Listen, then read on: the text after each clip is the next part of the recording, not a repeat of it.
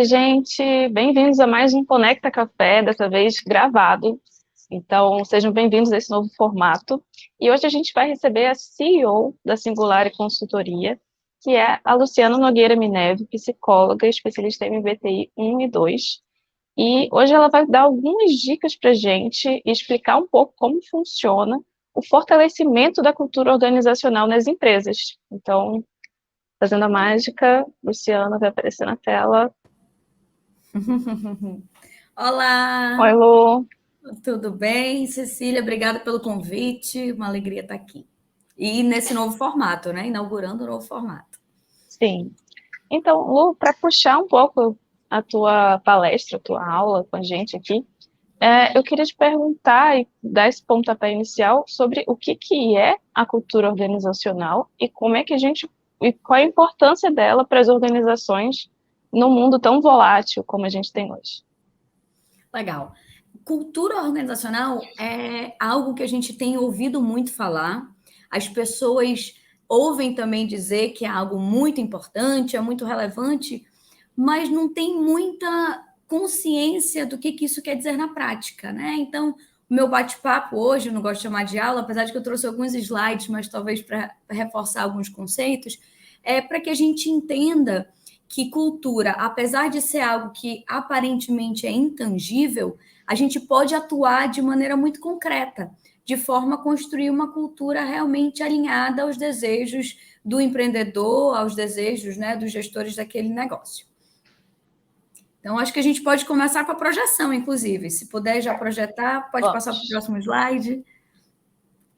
Eu gosto de dizer, de forma muito simples, que cultura é o jeito de ser e fazer de um grupo de pessoas. E quando a gente fala de um grupo de pessoas, a gente está falando tanto de pessoas que vivem em um lugar, se a gente parar para pensar qual é a cultura do amazonense, se a gente pensar qual é a cultura de alguém que mora no Rio Grande do Sul, a gente vai ver que tem diferenças, né? Que as pessoas são e fazem as coisas de maneiras diferentes. A forma que a gente se veste é diferente, porque isso tem a ver com o clima da nossa região, a nossa forma de se alimentar é diferente, as expressões são diferentes. Isso também acontece num contexto organizacional. Cada empresa tem o seu jeito de ser e fazer. E é isso que torna as empresas diferentes. Lá atrás, na época mesmo da Revolução Industrial, o que diferia uma empresa da outra era a capacidade de adquirir tecnologia. Quem tinha as melhores máquinas era quem realmente tinha um protagonismo, né? Era quem conseguia se destacar no mercado.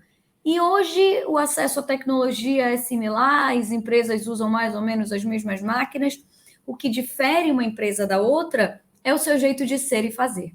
Né? Então, e aí a gente começa a entender que as pessoas são e fazem por uma série de motivos. Eu gosto sempre de contar uma história que eu vi, que uma menina estava numa data comemorativa, não sei, no Natal da família, e sempre fazia uma carne de uma forma específica, era uma receita de família, todo mundo gostava muito, e era uma carne comprida, assim, um lagarto, não sei, e toda vez cortava as duas pontinhas.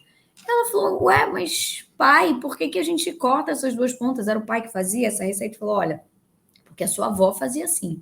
Essa é a receita da sua avó e corta as duas pontinhas é talvez um dos segredos do sucesso, mas é assim que a gente faz.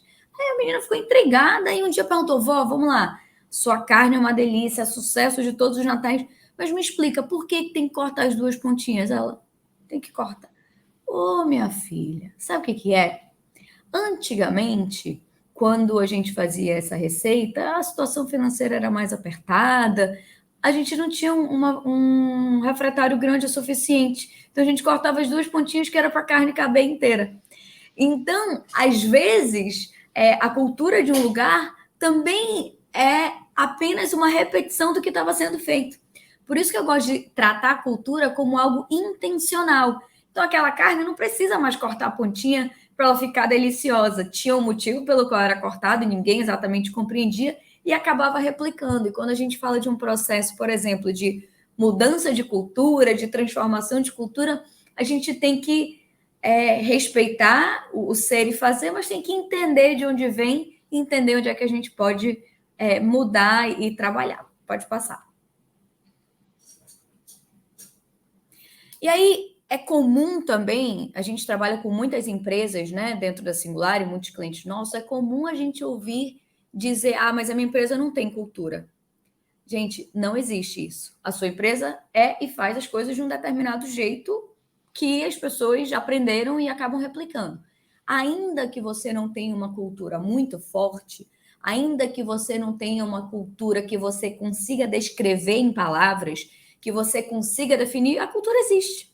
Né? E é por isso que eu trago tanto esse resgate de fazer, de tentar planejar processos, normas, rituais que tornem essa cultura mais intencional, porque ela existe você querendo ou não. Né? Ela é composta por todas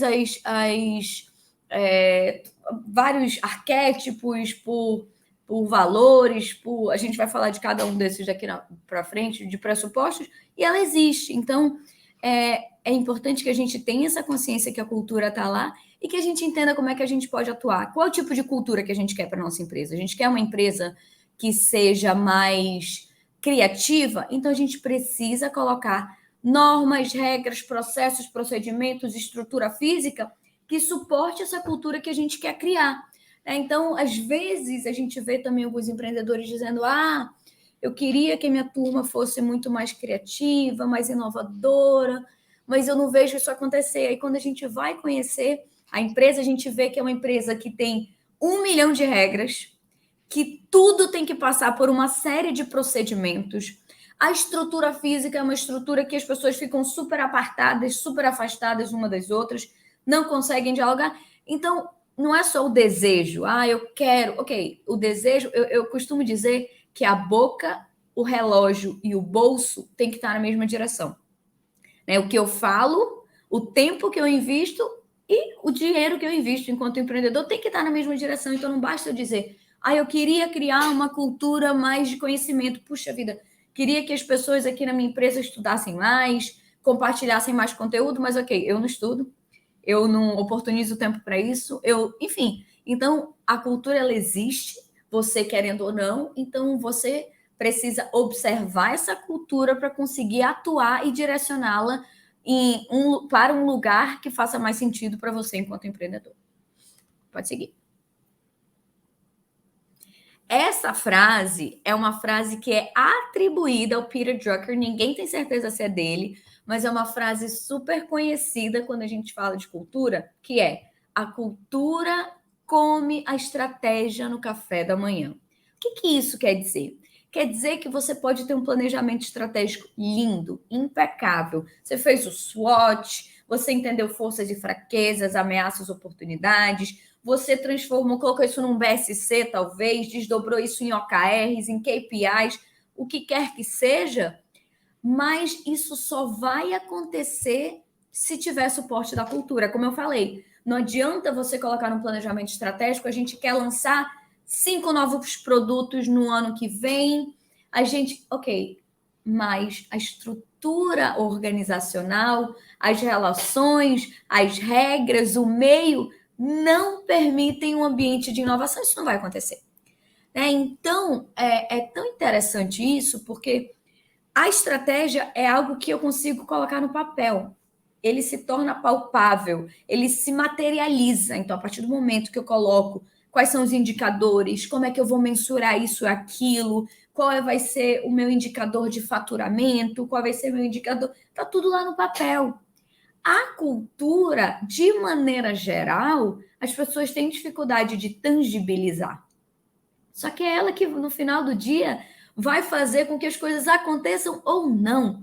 Porque a cultura existe, inclusive, no sentido tem de aspectos positivos e não tão positivos assim. Então, você olha para uma empresa que você admira, caramba, aqui as pessoas realmente são colaborativas, são inovadoras, as coisas acontecem, os processos andam, tarará, tarará. Assim como você entra numa empresa e diz, meu Deus, aqui a fofoca é aceita. Todo mundo fofoca da vida de todo mundo. Todo mundo fala mal da vida de todo mundo. Esses são aspectos de cultura. Que, de novo, pode ser que o gestor não tenha dito, gente, aqui tudo bem fofocar. Mas, se toda a estrutura da organização favorece a fofoca, ela vai acontecer. Então, por outro lado, se desfavorece, se os meios de comunicação são diretos, se isso é super desestimulado e cortado mesmo pelos gestores, isso não vai acontecer. Então, a estratégia ela precisa estar muito alinhada à cultura. Eu também gosto de citar um exemplo de uma empresa que eu prestei serviço muitos anos atrás, uns 15, 18 anos atrás, que tinha como um dos valores organizacionais, lá na plaquinha da parede, criatividade. E isso, nossa, isso me incomodava tanto, porque criatividade, ele presume tolerância a erro. Você só consegue ter um ambiente criativo se você tiver um ambiente tolerante a erro. E era uma empresa muito boa, mas era uma empresa muito focada em normas e regras, procedimentos, processos. Não era uma empresa que aceitava e tolerava erro. Então, era uma empresa fantástica, era uma empresa muito eficiente, muito eficaz, muito focada em qualidade e excelência, mas não era uma empresa que conseguia abraçar o valor de criatividade. Então, uma das formas da gente conseguir tangibilizar essa cultura é colocando valores que façam sentido e desmembrando esses valores em comportamentos. Não sei quantos de vocês conhecem, mas a Netflix tem uma estrutura, uma gestão muito baseada em valores. Inclusive, o CEO escreveu um livro, acho que o nome é A Regra Não Ter Regras, que eles são muito menos focados em regras e são muito mais focados em comportamentos. Então, eles têm 9 valores predominantes e cada um desses valores são desdobrados em comportamentos observáveis. Por exemplo, um dos valores deles é coragem.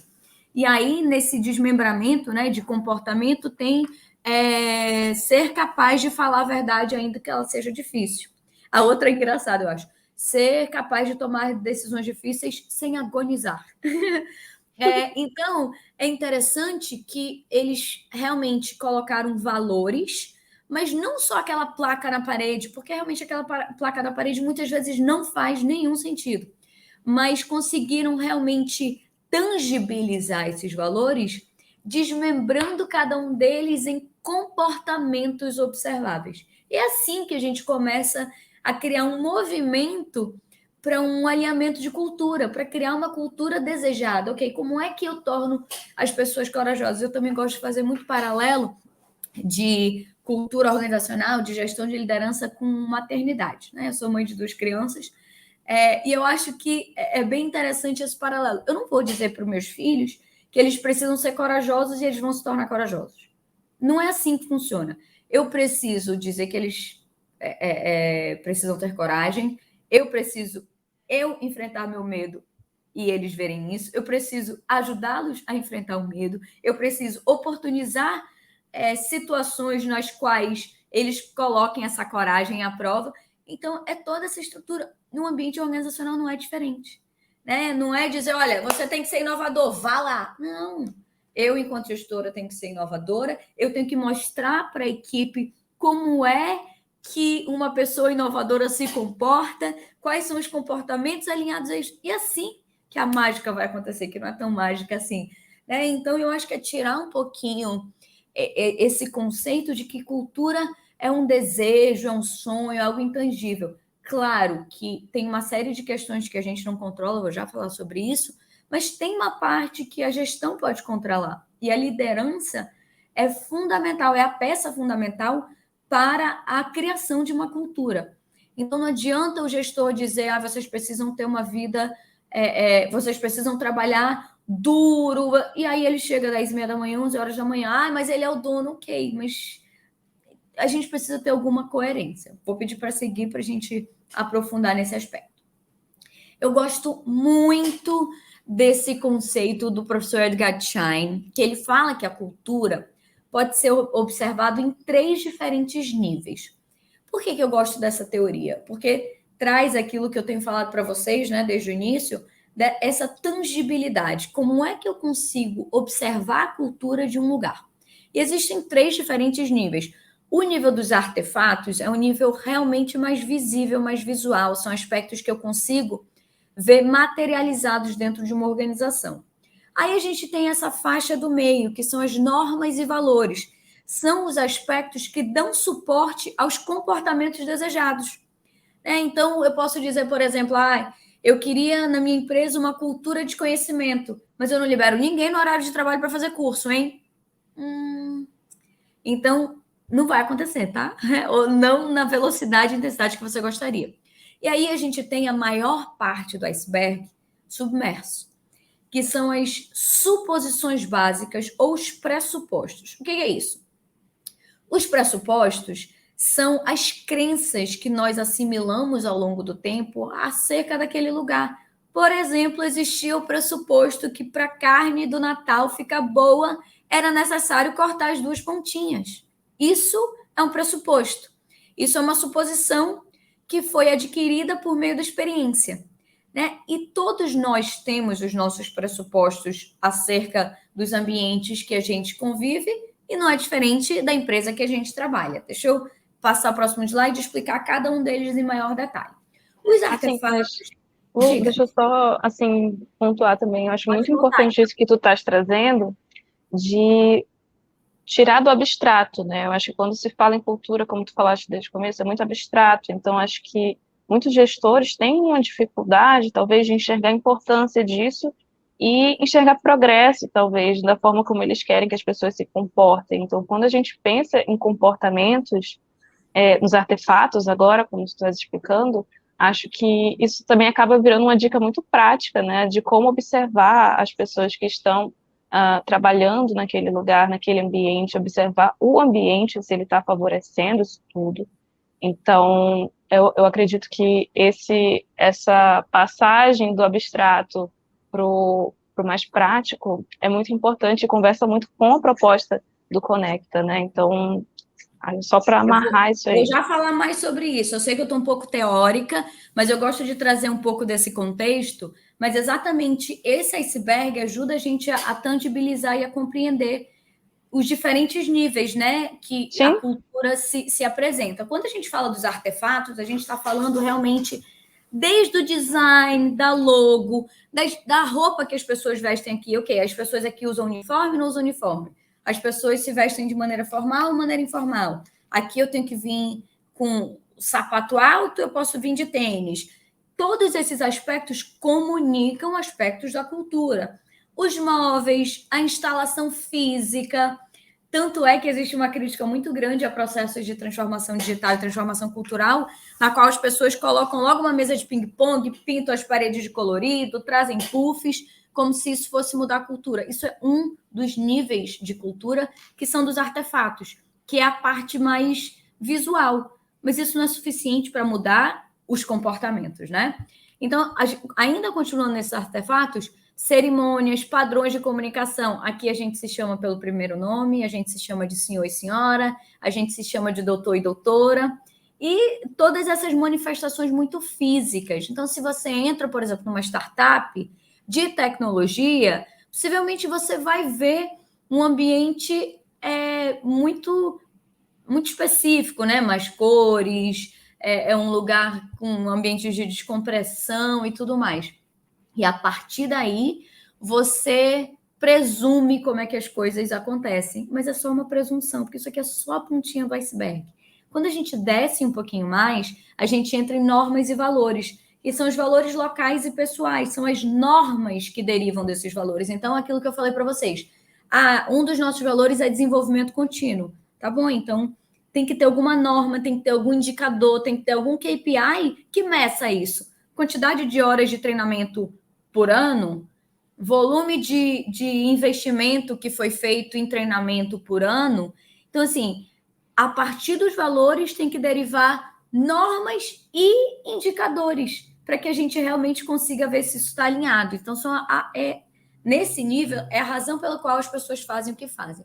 E aí, nesse lugar, é onde a gente precisa realmente focar e atuar. Se a gente quer criar uma cultura, como eu falei, mais colaborativa, então, que normas e rituais eu posso criar para que as pessoas se tornem mais colaborativas? Existe algum momento de troca de conhecimento? Eu posso instituir todo dia X da semana, durante 1h30, alguém vai compartilhar conteúdo. Isso é uma norma que começa a criar uma cultura. E é interessante a gente também entender que um processo de mudança de cultura é um processo longo, né? Não é um processo rápido. Eu sei que a gente vive numa era que as pessoas querem soluções mágicas, eu tenho um pouco de resistência, inclusive, a essa forma de pensar. Quando eu comecei a estudar cultura, na empresa que eu trabalhei na Holanda mais de 10 anos atrás, a gente falava de mudança cultural em 5 anos. Hoje, com a mudança realmente da velocidade das coisas no mundo que a gente vive, o mundo VUCA, o mundo BANI, a gente fala de uma mudança de cultura num período de 3 anos e meio aí para ter alguma concretude. Mas se a gente está falando de uma empresa pequena, isso acontece mais rápido. Então, se a gente quer implementar isso dentro das nossas organizações, quais são as normas, quais são os comportamentos, quais são os rituais que vão fortalecer essa direção? Vocês já devem ter visto esses memes na internet e tal. De novo, vou fazer o paralelo com criação de filho, que tem uma criança com uma mãe no parque lendo um livro, e aí uma criança com celular, uma mãe com celular, e ela olha para o lado e diz assim: meu Deus, ele lê livro, como é que você consegue? Não adianta eu passar o dia inteiro, né, no telefone e dizer para o meu filho: você tem que ler livros. Precisa montar toda uma estrutura para que esse comportamento aconteça. Na organização não é diferente. Se você quer que os seus colaboradores tenham uma vida mais equilibrada, mais saudável, olhe para a sua vida. Né? Qual o exemplo, qual é a mensagem que você está passando? De alguém que trabalha 15 horas por dia, não dorme direito, come na mesa do computador, come o que tem. Como é que você vai querer que essa turma tenha uma vida saudável, né? Então, uma série de estruturas que a gente precisa montar. Aí a gente entra na camada mais profunda do iceberg, que são as suposições básicas, que são as crenças que foram construídas. Aqui, gente, a gente não consegue atuar. Eu sou psicóloga de formação, mas ninguém vai entrar, ok, dentro do... Deixa eu entender os seus pressupostos. Mas esses pressupostos, eles são refletidos por meio de ação na camada do meio. Então, para que a gente consiga mudar um pouco o pressuposto das pessoas que estão ali, a gente precisa mudar a camada do meio, mudar realmente a forma de fazer as coisas por aqui. Vou dar um exemplo. A gente conduz muito o processo de transformação de cultura, como eu falei, processo de transformação digital, e é comum que venha uma turma nova, uma turma mais digital, para entrar numa empresa que já existe, uma empresa que normalmente é uma empresa que já tem uma estrutura maior. Aí essa turma chega com pressupostos diferentes, com pressupostos de caramba, essa empresa está numa fase de mudança, numa fase realmente de melhorias e tudo. Aí se depara com quem já estava na empresa, que tem pressupostos diferentes, que são legítimos, que foram criados a partir da sua experiência naquele lugar. E aí a pessoa olha para o lado e diz: ei, vai com calma, que as coisas não acontecem rápido assim, não. Ou então, nem adianta que isso aqui não vai acontecer. Estou aqui há 15 anos, isso nunca aconteceu.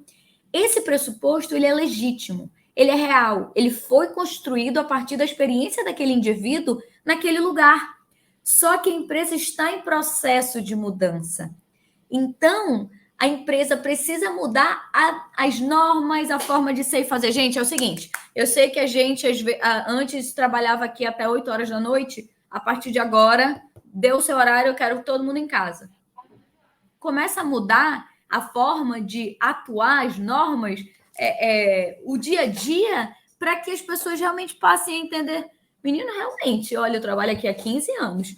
Antigamente, quem crescia aqui na empresa é quem ficava de hora extra. Mas realmente tenho visto, vocês percebem que esse processo vai acontecendo? Não adianta apenas eu mudar os artefatos. A partir de agora, as paredes estão coloridas, tem puff para tudo quanto é lado, mas as pessoas continuam saindo 10 horas da noite, sendo que o horário delas é 5h30. A gente não está falando de uma transformação de cultura, a gente está falando de uma maquiagem. E aí, isso também é algo que tem acontecido com alguma frequência, até no sentido de atrair talentos, né? Como eu falei para vocês no início, o que difere uma empresa da outra é a sua característica cultural. Então, as empresas querem mostrar que são empresas legais para se trabalhar e, às vezes, usam esses artefatos, essa maquiagem, para dizer: aqui é muito legal, só que ele não é sustentado pelos outros dois níveis. desse iceberg, né? Então, de forma prática, que a Cecília trouxe essa provocação, como é que a gente tangibiliza isso? A gente primeiro precisa descrever de forma muito clara quais são os valores da nossa organização. E não adianta eu pesquisar na internet os valores que estão em alta e colocar na minha empresa, um Ctrl+C, Ctrl+V, porque esses valores fazem parte da identidade dessa organização, como eu falei. Aquela empresa que eu trabalhei era uma empresa de excelência, mas não era uma empresa criativa. Não cabia o valor de criatividade lá, porque não era sustentado. Então, que vocês façam essa reflexão, entendendo quais são os valores que eu quero construir dentro dessa organização e escrever no papel quais são os comportamentos que sustentam esse valor. Vou dar outro exemplo para vocês. Eu fui sócia de 2 unidades de um fast food local. É uma rotina bem complicada, a rotina de cozinha. Não sei quantos de vocês trabalham com cozinha, mas quem trabalha sabe do que eu estou falando. Porque é quente, as pessoas trabalham em pé, então é um ambiente que não é um ambiente muito confortável. E quando eu assumi essas 2 unidades, né? Quando eu comprei essas 2 unidades, eu pensei, como é que eu vou fazer essa gestão baseada em valores que eu já faço na Singulari, mas que é um pouco mais simples, é um time menor, é um time que trabalha no mesmo turno, é um time que já leu e estudou sobre cultura, enfim. Como é que eu consigo replicar isso num ambiente de cozinha, que é um ambiente, como eu falei, muito mais delicado?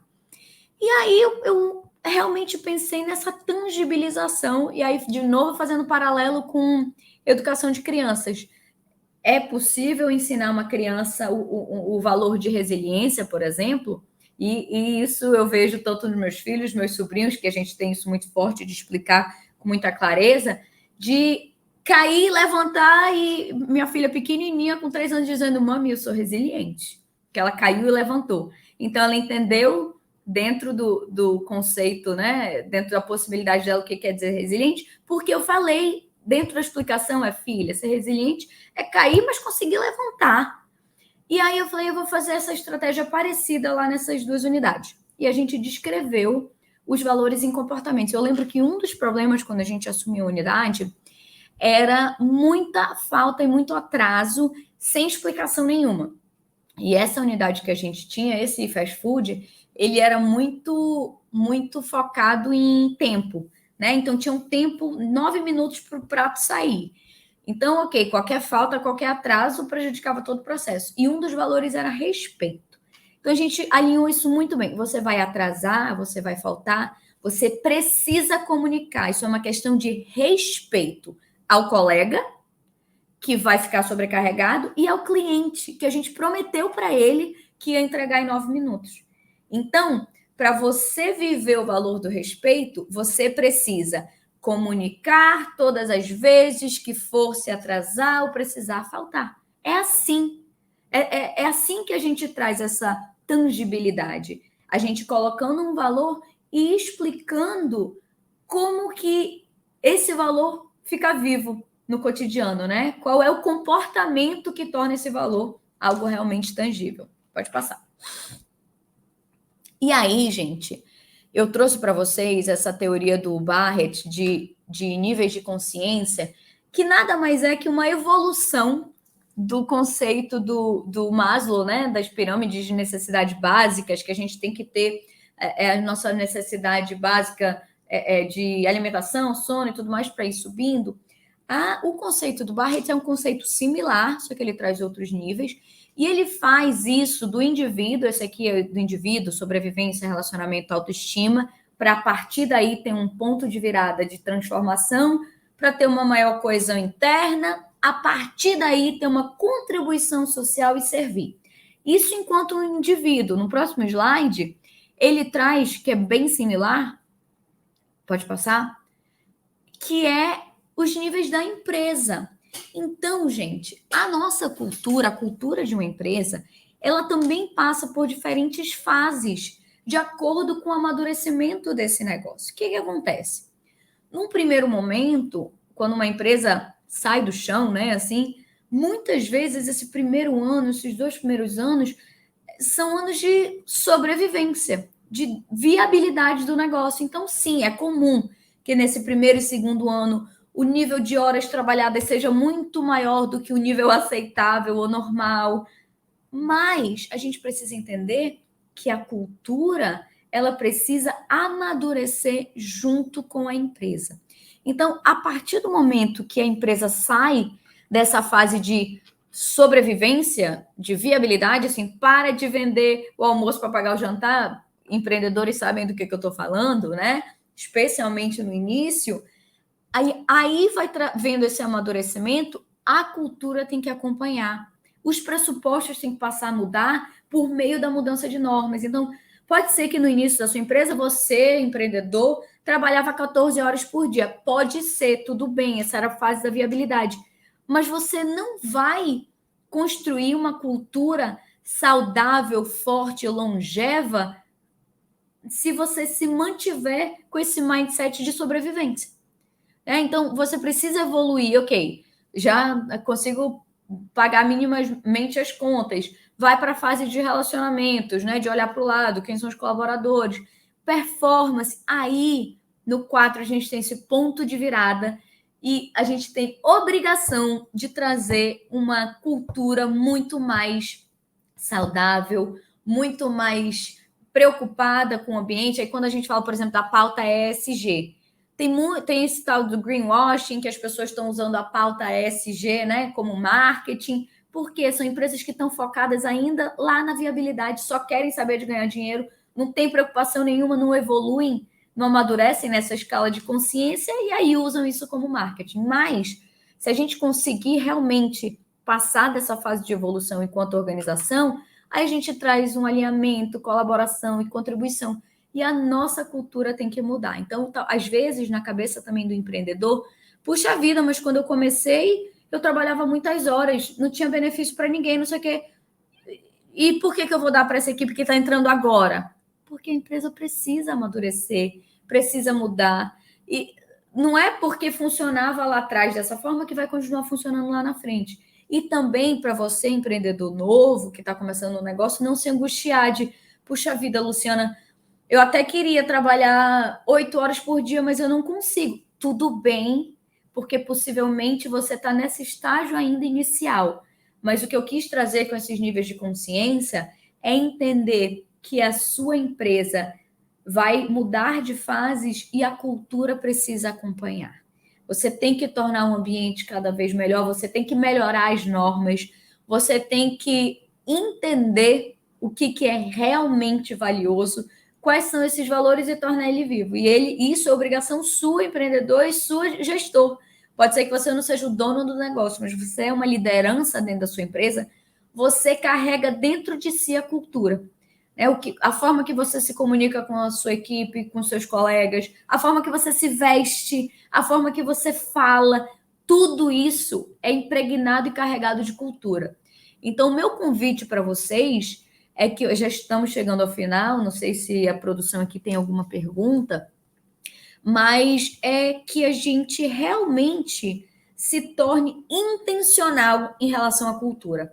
Não é Zeca Pagodinho, deixa a vida me levar e deixa a cultura se construir da forma que for, não é. É ser intencional. Eu gosto de trazer a provocação da carta dos 60 anos, né? Enquanto indivíduos, enquanto líderes profissionais, donos de negócio, que você pense na sua festa de 60 anos. Imagina que lá na festa vai estar a sua família, seus colegas de trabalho, seus filhos, seja lá quem for, que represente todos os papéis que você viveu durante a sua vida. Aí eu gostaria que vocês descrevessem uma carta, como se cada uma dessas pessoas, desses papéis, tivesse escrito para você. Por exemplo, seu filho escreveu para você uma carta aos 60 anos. O que você gostaria que ele dissesse para você? O seu chefe, o seu colega de trabalho. Isso ajuda a gente a entender a vida que a gente quer construir lá para frente. Serve para o negócio. Se alguém for descrever a sua empresa, não, a minha empresa com 10 anos, eu quero que as pessoas descrevam a minha empresa assim. Quando a minha empresa tiver 10 anos, eu quero que defina a minha empresa como um bom lugar para trabalhar, um lugar inovador, um lugar colaborativo, ou um lugar com muito resultado financeiro, seja lá o que for, mas escreve. Como é que você gostaria que definissem a sua empresa daqui a 5, 10, 15, 20 anos. E reflita se o seu cotidiano hoje, se as normas, se os procedimentos, se os valores contribuem para você construir isso que você gostaria de construir para os próximos anos, né?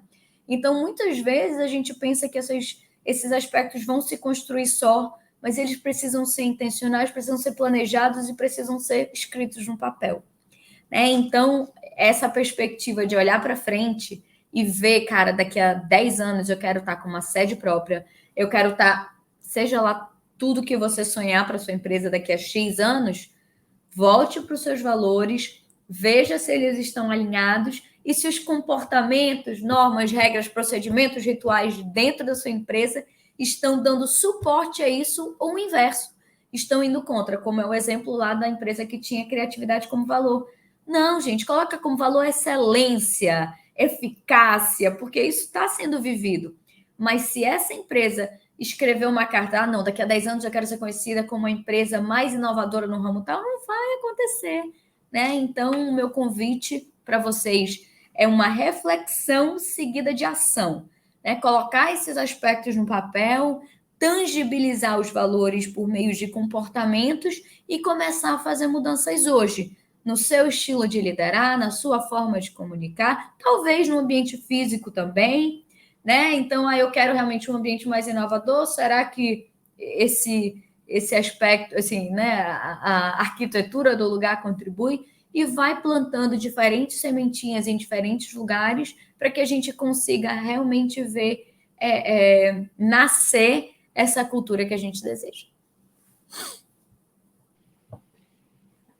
Eu tenho, assim, vou também viajar um pouco aqui também. Eu sou jornalista de formação, né, e a minha pesquisa era em semiótica. Então, a gente trabalha bem esses níveis de consciência também, né, e acho que o que estavas falando, né, sobre essa pirâmide, sobre o próprio iceberg, né, esse modelo de que um sustenta o outro, mas, assim, pelo menos o que eu imagino, o que eu percebo também, acho que tu pode falar melhor também sobre isso, é que eles coexistem, ao mesmo tempo que eles se sustentam, eles coexistem o próprio comportamento, ele é construção, mas ele também pode construir outras, ele é o resultado de uma construção, mas ele também pode construir novas suposições.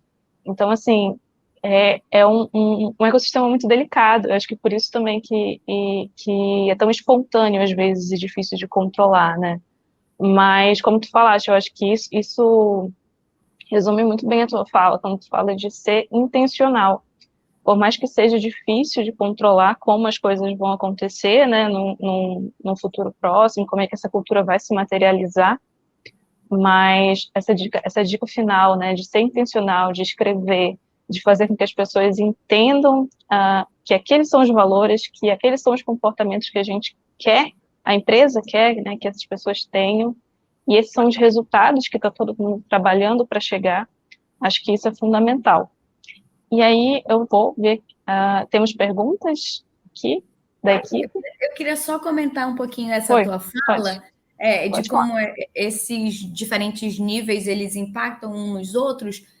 Todo indivíduo tem os seus pressupostos, né? E a partir de uma mudança de mundo, a gente tem que rever os nossos pressupostos, porque a gente impacta nesse ambiente. Então, eu trabalho muito com empresas familiares, né? Tenho uma especialização específica para empresas familiares. É muito comum empresa familiar ter a ideia de que o ambiente de trabalho tem que ser muito simples, muito modesto. E aí, quando vem uma nova geração e quer trazer uma cara um pouco diferente para esse lugar, a primeira geração, gente, mas não, modéstia faz parte dos nossos valores. Então, é revisitar, né? E aí, essa turma que vem nova, será que precisa de um escritório tão pomposo assim? Será que a gente não consegue realmente viver com um pouco mais de modéstia? Então, assim, as diferentes gerações construindo essas relações e a gente o tempo inteiro revisitando os nossos pressupostos, os nossos comportamentos para que a gente construa esse aspecto mesmo de cultura compartilhada. A gente tem uma pergunta aqui, da Dani. Como vencer a resistência contínua de colaboradores e gestores quanto às normas, valores e ferramentas que estão sendo implementados nesse processo de mudança de cultura? Muitas das vezes as pessoas não entendem por que precisa mudar. E se a pessoa não entender por que ela precisa mudar, ela não vai mudar. Mudança é um aspecto que causa dor para todos nós. Tem gente que gosta mais, tem gente que gosta menos. Mesmo quem não tem dificuldade para lidar com mudança de maneira geral, tem alguma resistência, isso é do ser humano, isso é para nos proteger, né? Então, isso faz parte do nosso funcionamento psíquico, inclusive. E se você não entender por que mudar, a importância dessa mudança, aí o processo vai ficar muito mais difícil, né? E muitas das vezes, o que acaba acontecendo dentro das organizações é uma falha de comunicação. Não é comunicado de maneira adequada e alinhada por que essa mudança está acontecendo. Olha, hoje, a partir de hoje, a gente não usa mais o sistema A, a gente usa o sistema B e acabou-se. Poxa, mas esse sistema A é tão melhor, é mais funcional. Por que eu vou ter que migrar? Vou nada.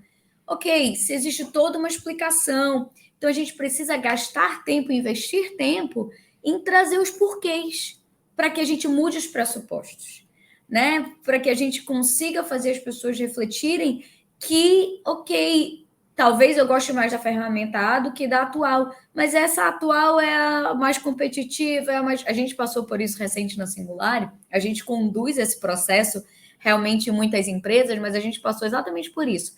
A gente usava uma plataforma, um sistema de gestão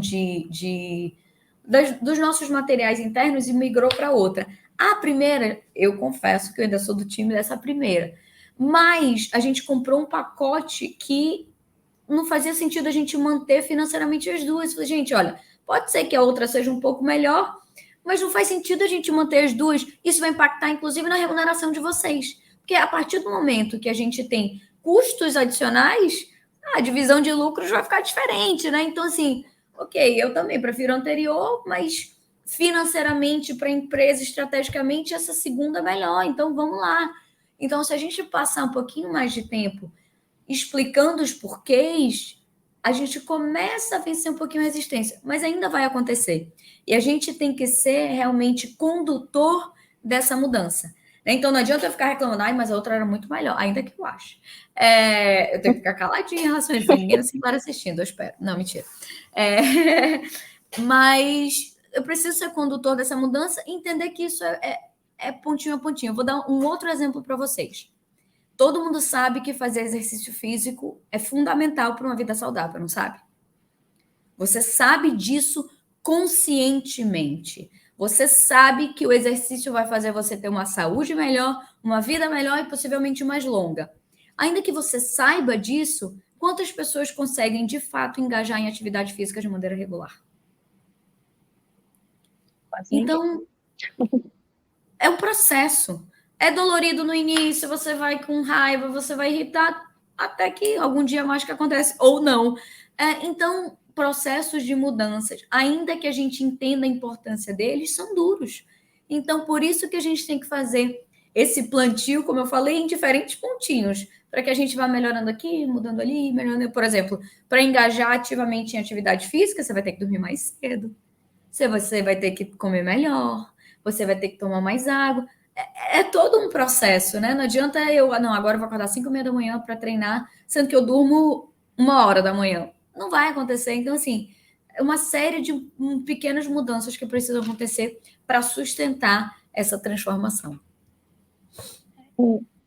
Nesse processo também, eu estava pensando aqui sobre o quão importante é ter a informalidade.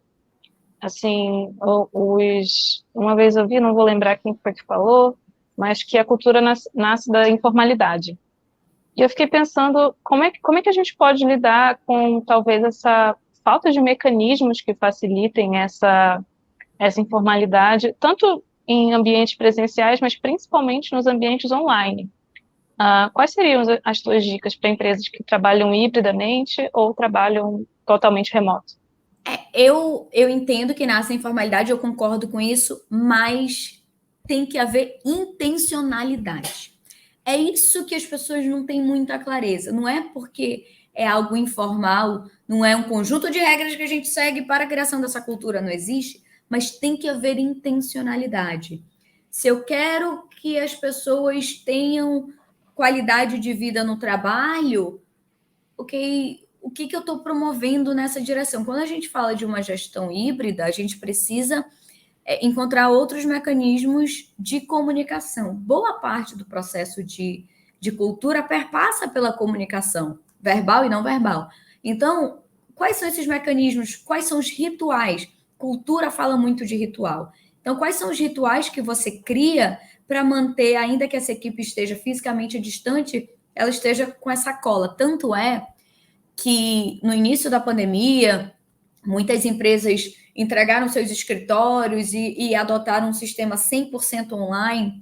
O meu entendimento, por toda a experiência, leituras e tudo mais, é que o futuro ele não é remoto, ele é híbrido. Porque esses rituais de cultura, muitos acontecem de forma presencial. Então, eu não acho também que ele é 100% presencial para alguns negócios. É claro, se eu estou falando, por exemplo, de uma indústria, de medicina e tudo mais, tem uma série de questões que precisa estar presencial, não a telemedicina, mas, sei lá, cirurgia e tudo. Mas, ainda que a gente esteja híbrido, quais são os rituais que a gente tem lá na Singular? E a gente tem reunião presencial toda segunda-feira. Todo o resto da semana, as pessoas fazem sua agenda, trabalho de casa, trabalho de onde for. Por quê? E aí a gente tem um ritual, a gente tem um lanche específico, é sempre frutinhas e outros lanches. É aquele momento do café que a gente compartilha as experiências, porque senão essa cola ela vai desfazendo. Não tem jeito. Então você precisa criar mecanismos, criar espaços, criar rituais para que essa cultura ela continue sendo reativada, para que esses relacionamentos continuem acontecendo.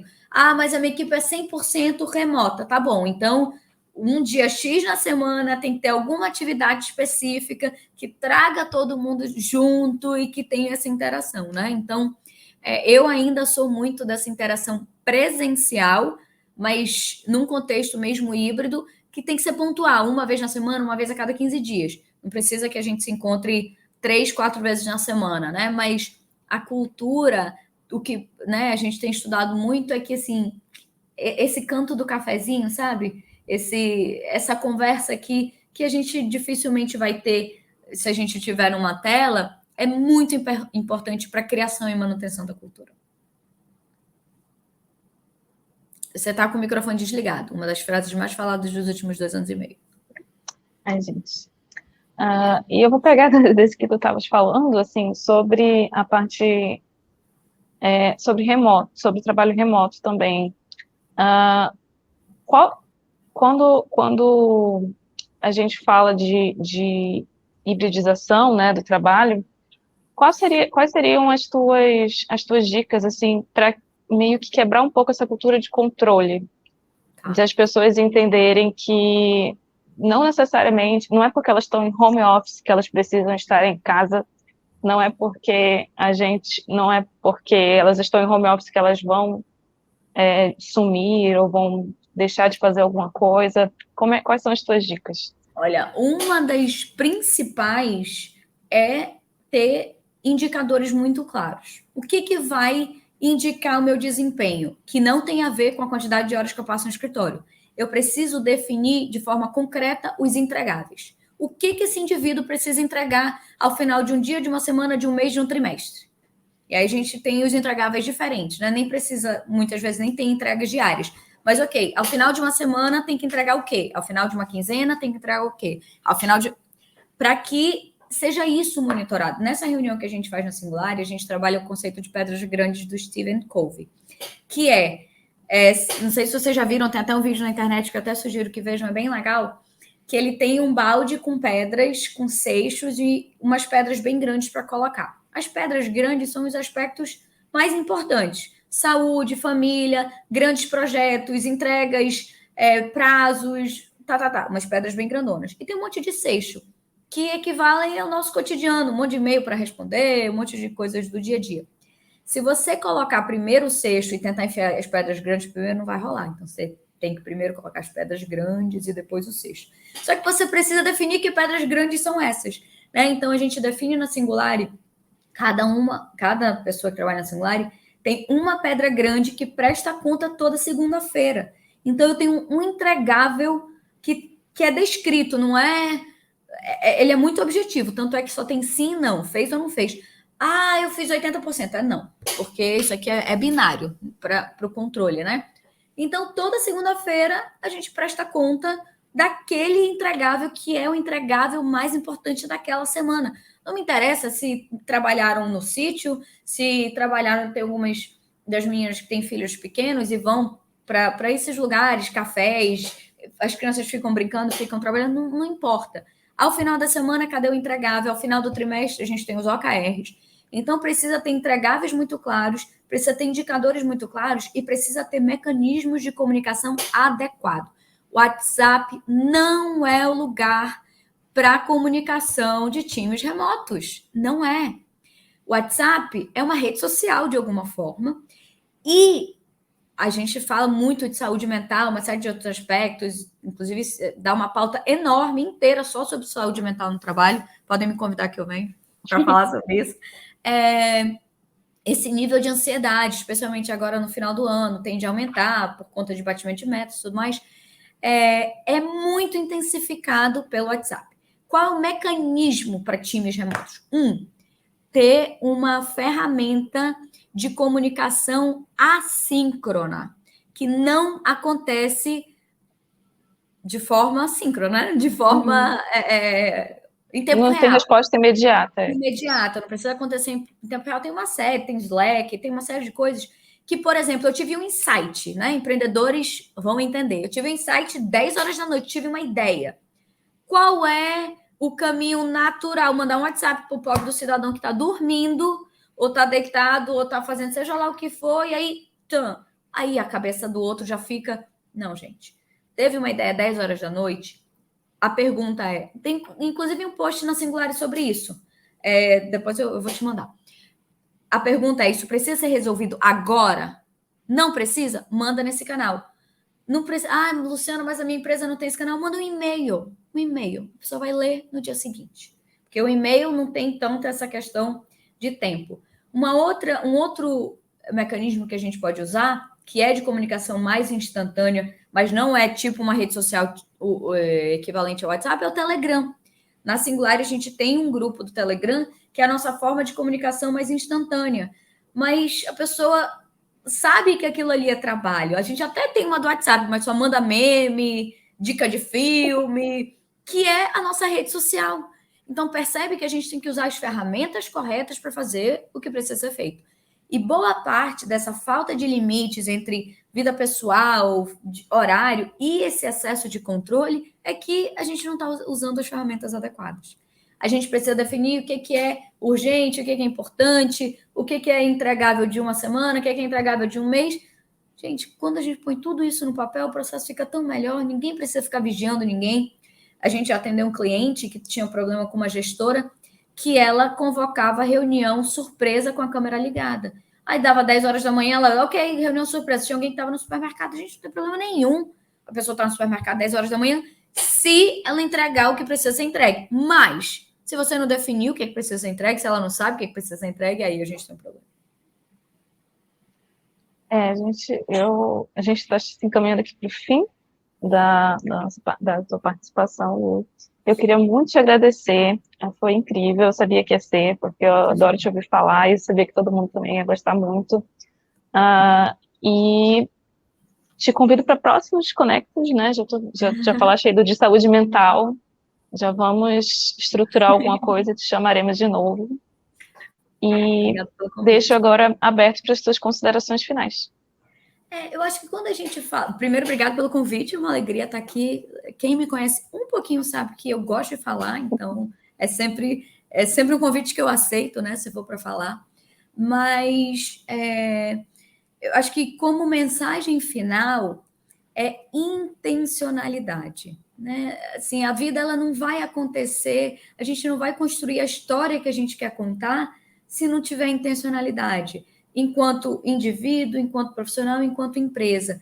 Então, tentar entender o que é que você está tentando construir e montar esses pilares, construir esses pilares para que essa construção seja sólida, nessa direção que você vê, né? E entendendo que cultura se constrói no cotidiano, se constrói no dia a dia, nos rituais e por meio de muita comunicação.